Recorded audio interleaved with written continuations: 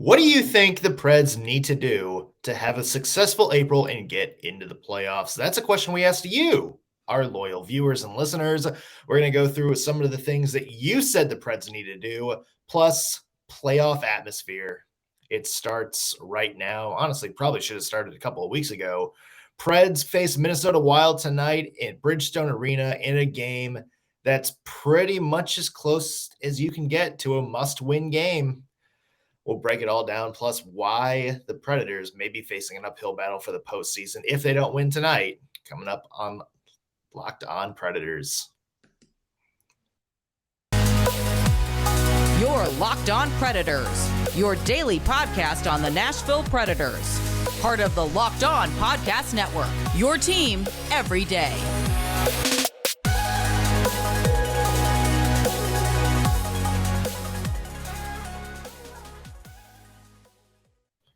Thank you for making Locked On Predators your first listen of the day. I'm Nick Morgan. I'm a writer and editor at ontheforecheck.com, and I have a partner in crime. You do. I am Ann Kimmel. I'm a writer at ontheforecheck.com.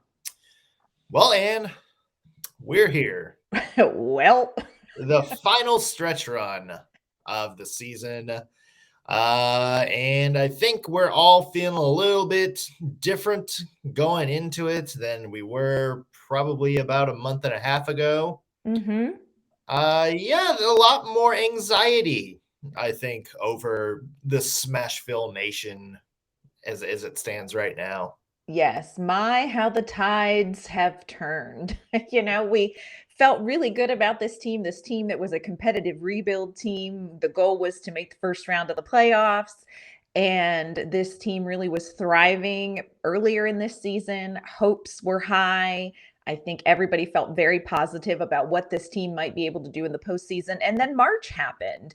And there were just some games that started to kind of upset that expectation apple cart. And now here we are. It's the beginning of April. They have a really difficult April schedule, and the Predators need wins. It's not that we want wins in Nashville. It's that Nashville needs wins, and it does not feel as good. Yeah, we've been kind of teasing it for a little bit. We've been saying it's like, this is probably a must win. You'd really need to win this game to stay in the hunt. We're kind of past that tiptoeing around. Every game from here on out is a must win. Yes. Predators cannot afford to lose any ground as it goes right now. They have to come out here and play the best stretch of hockey that they have played all season long, and they're going to do it against the toughest strength of schedule that they've had all season long, their toughest line of opponents. And it's going to be an uphill battle. Preds play, we talked about it, Minnesota Wild tonight. If the Preds lose tonight, and if Dallas wins tonight, Dallas plays the New York Islanders. And if Vegas wins tomorrow, Vegas plays the Vancouver Canucks.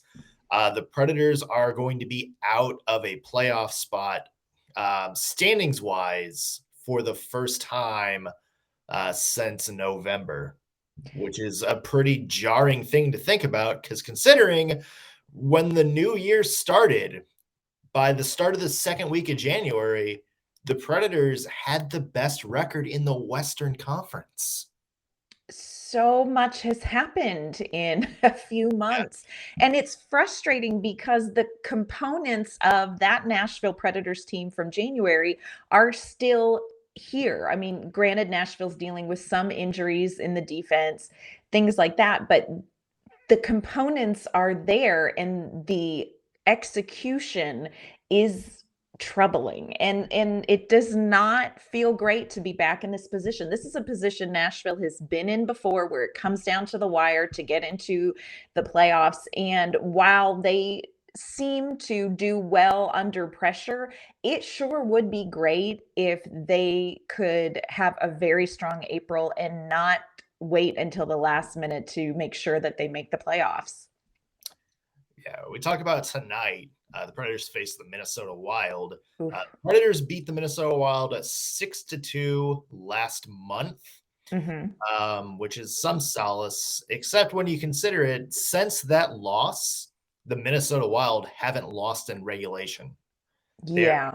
9-0-1 since the last time they played the Predators, and added a couple more pieces, namely the big guy in net, Marc-Andre Fleury.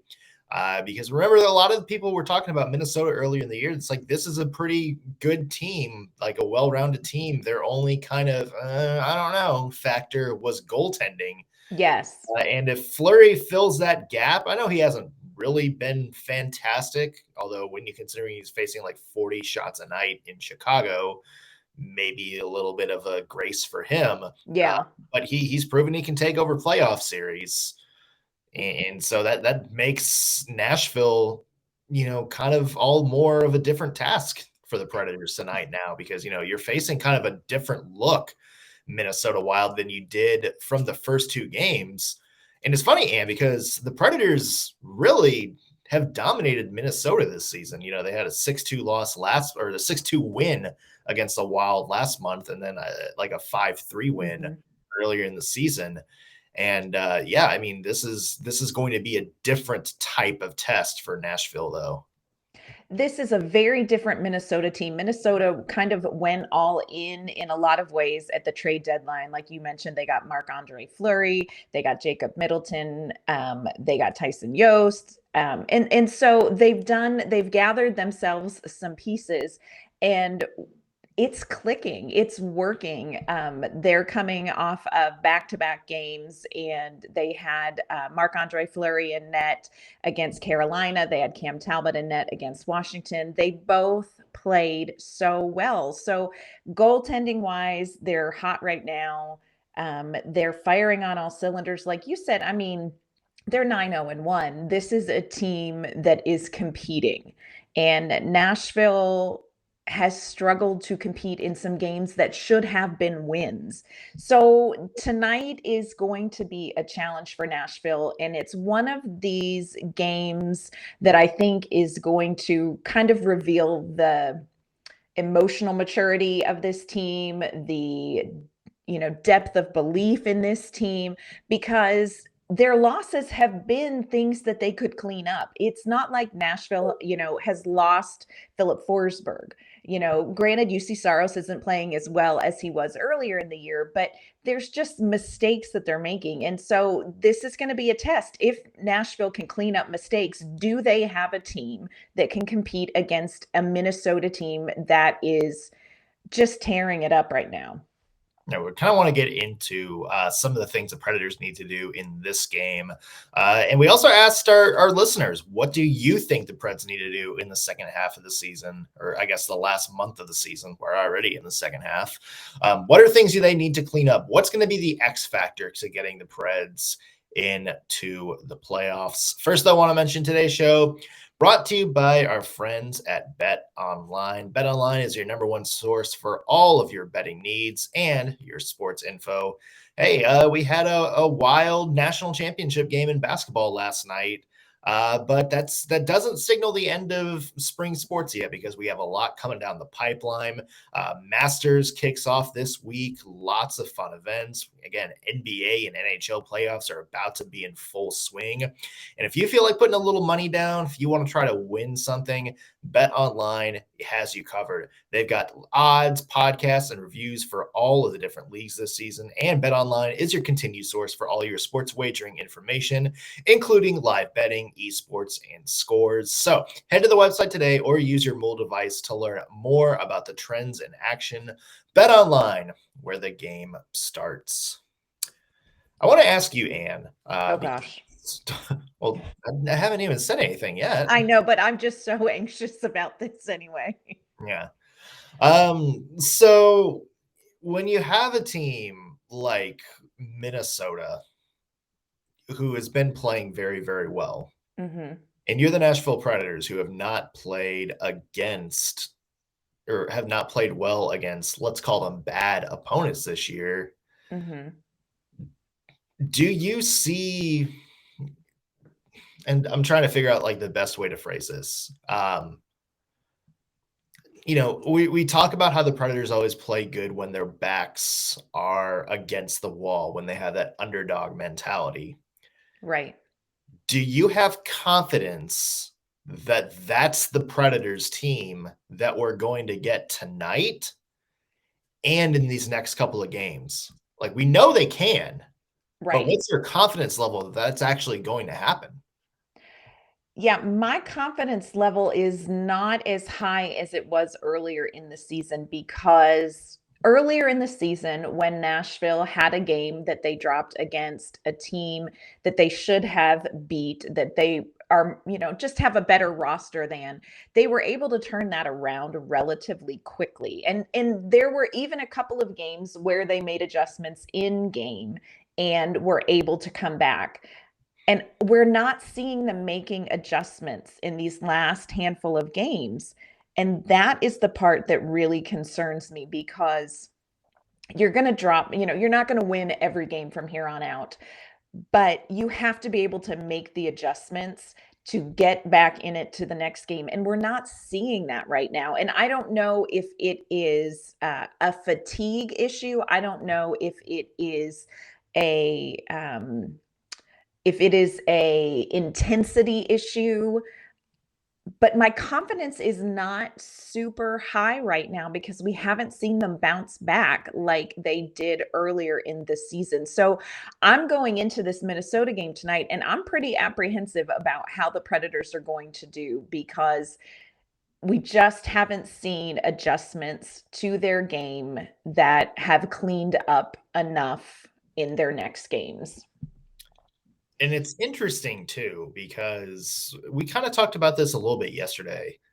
It doesn't make sense that the Preds have been struggling this much. No. Because when you think of, kind of what some of the struggles have been for the Predators the last few years, the scoring hasn't been there. The defense hasn't really been there. There's like all these things that you can point to that's like, oh God, like nothing is going right.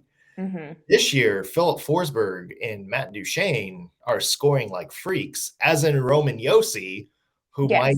who according to the athletic coaches poll that came out yesterday, is right now the Norris Trophy winner. And you know what, UC Saros, we talked a little bit about him. He hasn't had the same kind of stealing games impact that he had earlier in this year, but he's still playing relatively well, like Mm-hmm. good enough to get a good team into the postseason. They have all these ingredients. Yeah. Basically, it's like, yeah, the Predators are not only a playoff team, but they're a hot team. And yet here they are losing games in embarrassing fashion to embarrassing opponents. And they might be on the outside looking in on the postseason, despite all of these individual players on the team having the best year of their career.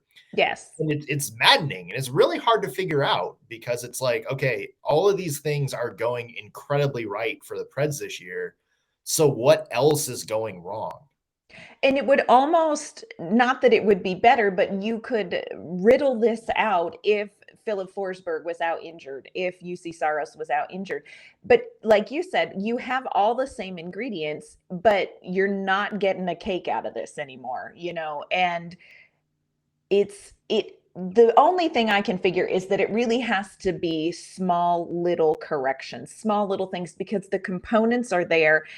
This team just isn't executing up to their ability. And I think you can see in some of their last couple of games that were struggles, you can see a couple of little things like that they need to clean up that might make a difference. But this is pretty much the same team. Now, we probably need to talk about, defensively, we have Mark Borowiecki out. How big of a factor do you feel like the injuries on defense have been? It's a factor. I mean, for sure. I mean, Mhm. we talked about how Dante Fabro has kind of been apparently the glue guy this Yeah. season. Kind of holding things together and letting guys like, Roman Yossi really shine. So it's been a factor, but I mean, you still have Roman Yossi and Matthias Ekholm back there. You still have Alexander Carrier and Matt Benning, who have all played very well this year. So it's like, you know what? In theory, although it's good to kind of see the appreciation that Dante Fabro's been getting, in theory, they shouldn't look this bad without just Mark Borowiecki and Dante Fabro, because they have the Norris Trophy frontrunner still on the team. They have Mattias Ekholm, one of the most reliable defensemen in the history of the Nashville Predators, still on the team. So it shouldn't make that big of an impact. You would think not, but I mean, that's where the team has seen, absences and injuries that, it's you kind of have to look at process of elimination. Well, who has been out? Maybe that's a big factor. Now, I will say, and this pains me deep in my soul to say it, but I don't feel like Mattias Ekholm or Matt Benning had a great game in Buffalo. To be fair, defensively. That's true. Fair.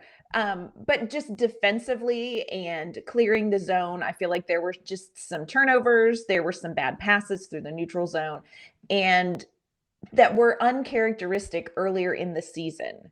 But I just can't figure it. It is maddening at this point in the season to see this team performing the way that they have been, knowing what they are capable of and knowing what they have to play like in a game like tonight. And it's very difficult to walk into this game feeling 100% confident. I am confident this is a very talented roster. I am confident that John Hines is a very talented coach that is drawing good things out of this very talented roster. But I can't figure out what is the miss that makes me feel not so confident going into this game tonight. We look at the Minnesota Wild for a second. I think whenever anybody thinks about Minnesota Wild, really dating back to the 2000s, they've kind of had this image of a boring team. Going back to the Jacques Lemaire kind of school of, we're just going to shut down the neutral zone, win every game, like 2-1, 3-2, something like that. Right. This ain't your daddy's Minnesota Wild, folks. No. This is a Minnesota Wild that is born to be wild. Why didn't you sing it? It was right there. It was right there. I'm tired, and it's been a long day. Okay. You look up and down their roster, and this is a team that is scoring on pace with your Tampa Bay Lightnings, with your Florida Panthers, these dynamic skating, scoring offenses that we brag about around the NHL. Kiril Kaprizov is a superstar. For sure. That is, no doubt about it. 85 points this year, 39 goals. And you know what? You look up and down the lineup. He's obviously the headliner, but look at what else they've gotten this season. Ryan Hartman, remember him? Sure do. 27 goals this season. This is his career best year. Kevin Fiala, remember him? Sure do. 61 points this season. Matt Zuccarello is having a resurgent year. Joel Erikson Ek, Marcus Foligno, couple of guys that you wouldn't think of dynamic playmakers, kind of more of like role players. Both of them have hit the 20-goal mark this season. So it's like, you look up and down this lineup. Freddie Gaudreau, remember Freddie Gaudreau? Yes. Yeah, 32 points this season. This is a career year from him. So they're getting scoring from everywhere in their lineup. And the way they're playing is just night and day compared to, what we normally consider to be the typical Minnesota Wild boring style of hockey.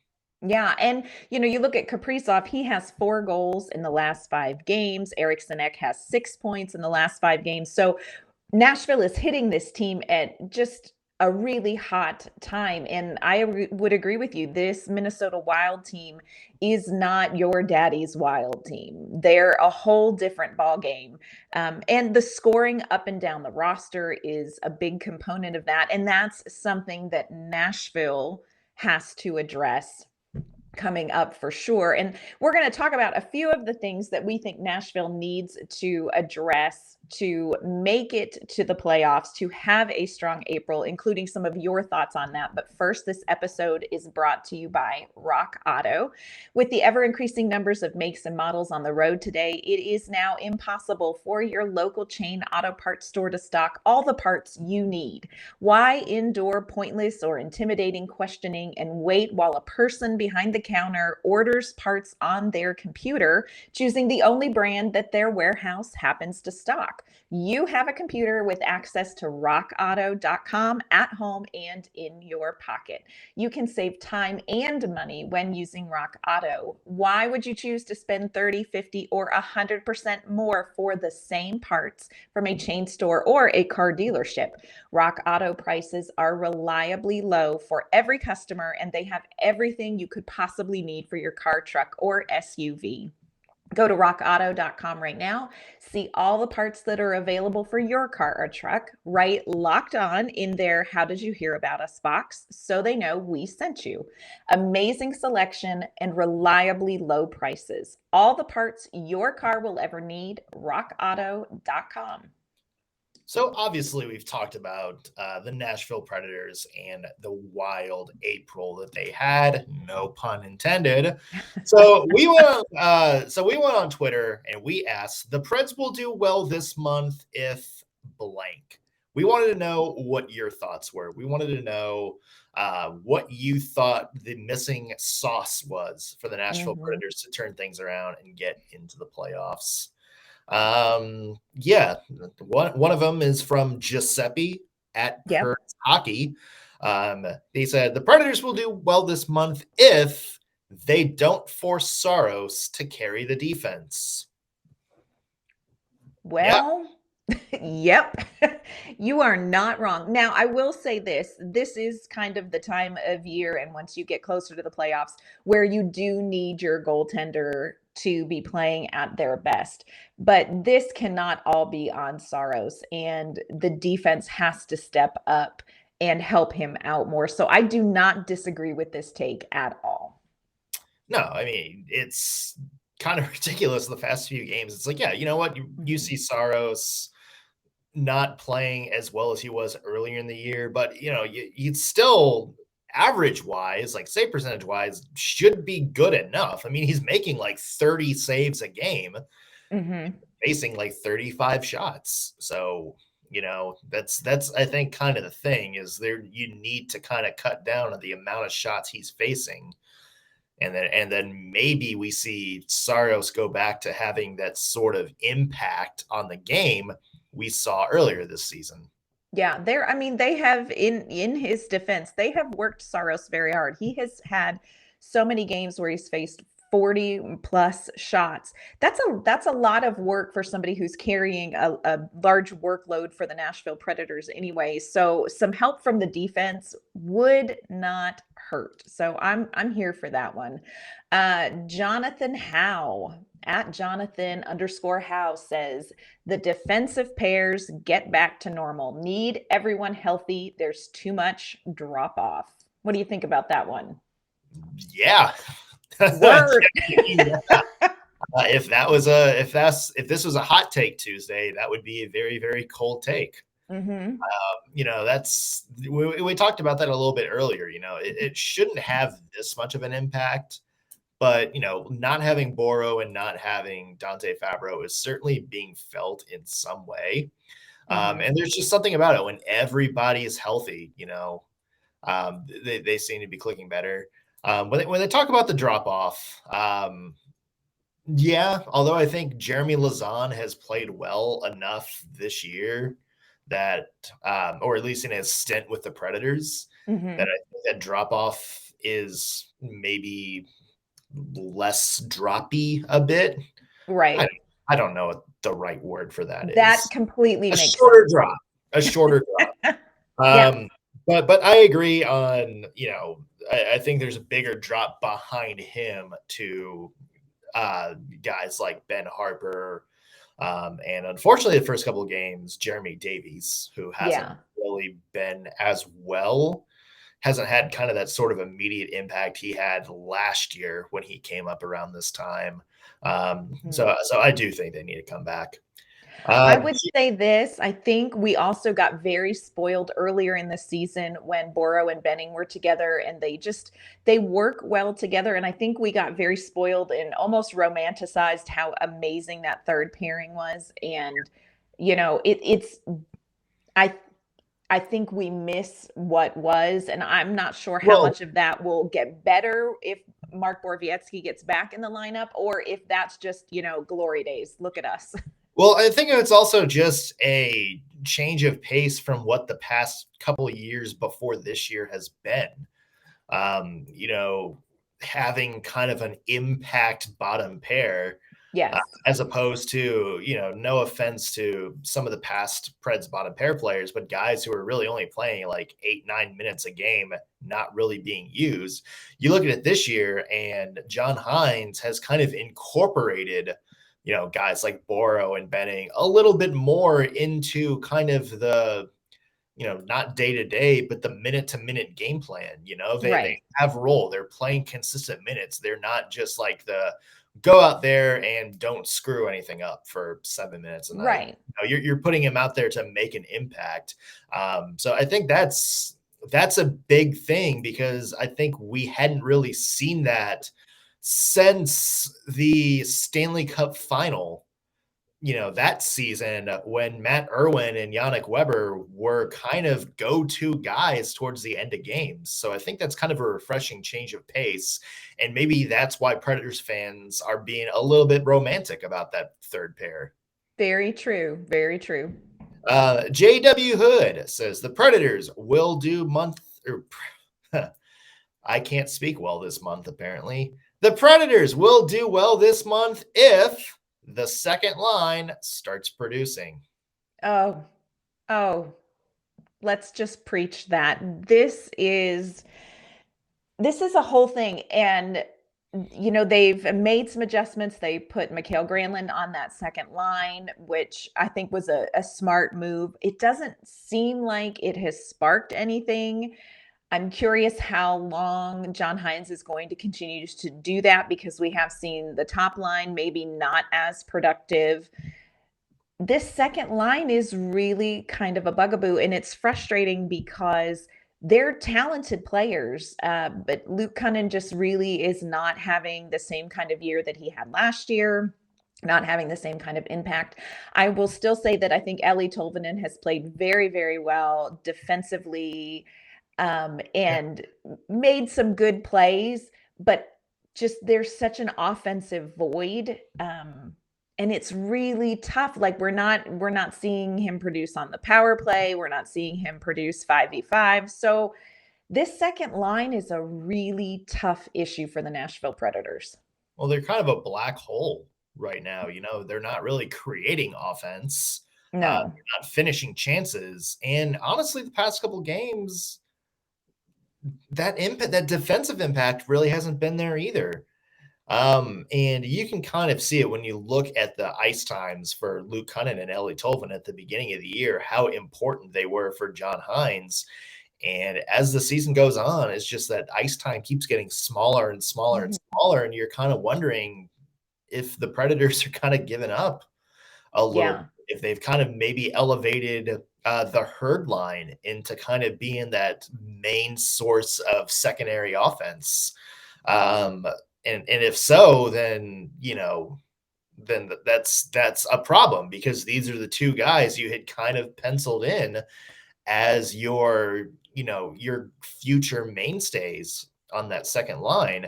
And it does kind of make you go back, and we keep hitting this on keep nailing this day after day after day, but it kind of makes you just wonder why they didn't do more to address that at the trade deadline.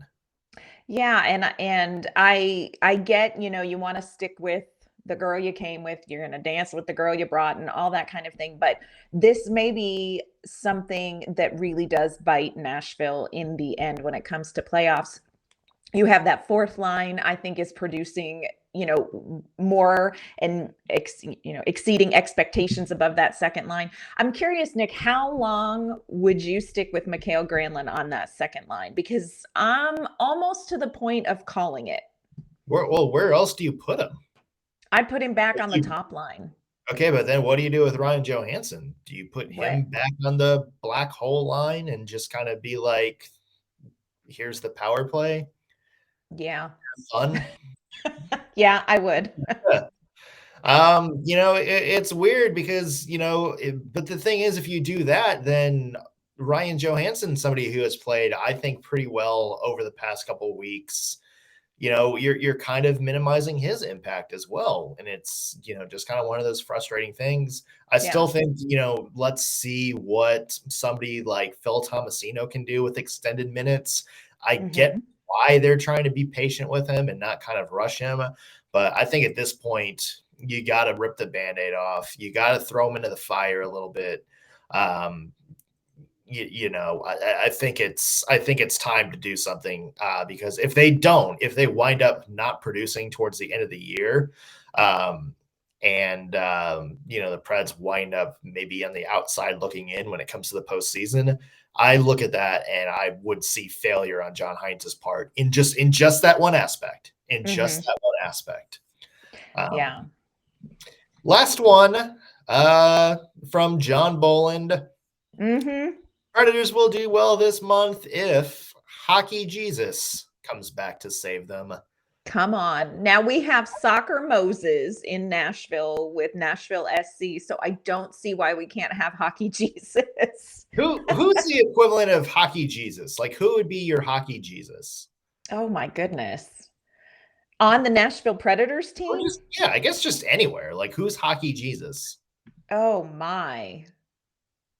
I don't know. I mean, I feel like everybody that I know is doing all they can. Like, I'm not going to lie. I am not superstitious. I'm not even a little stitious. I'm not. But I washed my jersey. I'm keeping track of my Matt Duchene necklace. Like, I feel like everybody is doing everything they can.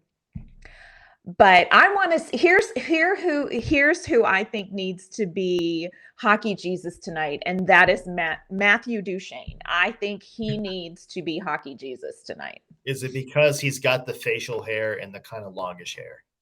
No, and I will say this, I do have a beef with him because he warms up without his helmet on, and that is a very bad choice. And the team doesn't. Bad choice across the board. They are all grounded. It is ridiculous. Just they need to warm up with their helmets on. But do you think there's wine in his Gatorade bottle? I really wonder. Okay, and here's another thing. Totally We're squirreling on this. What is in UC Saros' water bottle? Is it just water because he squirts it on his face? I have to know that it's just water. It's probably, what else would it be that you would squirt it on your face? It's not Gatorade, right? Like they're not doing that. You wouldn't squirt Gatorade on your face. That'd be I make would your hope face not. all sticky. Yeah, and it's clear, so. Yellow Gatorade can fool you. Like, I noticed they spray stuff on their face, and I'm like, y'all, that needs to be water.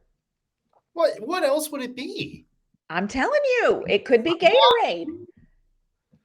Like, is it just the arena lights they're playing in that bright that it's like, okay, I gotta make sure I don't get a tan. Yeah, what is that? I don't understand what that is. No, like cage tan lines coming out or anything like that on UC Saros. Yeah, there's a whole thing. We have so many questions. Yeah, this spiraled. This really did spiral. Yeah, this spiraled. There's a very important game tonight, and this is what we've wrestled with. That's our bad. Yeah, well, let's bring it back in. Very important game tonight. Predators take on the Minnesota Wild. It is a 7:00 Central puck drop at Bridgestone Arena. We are going to have a breakdown of it tomorrow on Locked On Predators, and you're definitely going to want to listen to that because, like we said, I feel like what happens tonight can very much shape what we think of the Nashville Predators moving forward. So. Yep, it's April. It's time. If you thought the show went off the rails today, let's see what happens if the Predators lose and fall out of the playoff spot tonight. That's very true. Until then, Ann, where can the people find you online? You can find my work at ontheforecheck.com, and you can find me on Twitter at AnnK_Mama on Ice. I'm Nick Morgan. You can find me at ontheforecheck.com. Follow me on Twitter at _NSMorgan. Also, be sure to follow the podcast at LO_Predators. If you're watching this on YouTube, be sure to like the video, subscribe, and leave a comment. Let us know what you thought of today's show, or if there's a topic that you want us to weigh in on in a future episode. That's going to do it for us here on Locked On Predators. Thank you for making us your first listen of the day. Go make your second listen, Locked On NHL and Locked On Fantasy Hockey. Both great shows. We'll see you back here tomorrow. See you, everybody.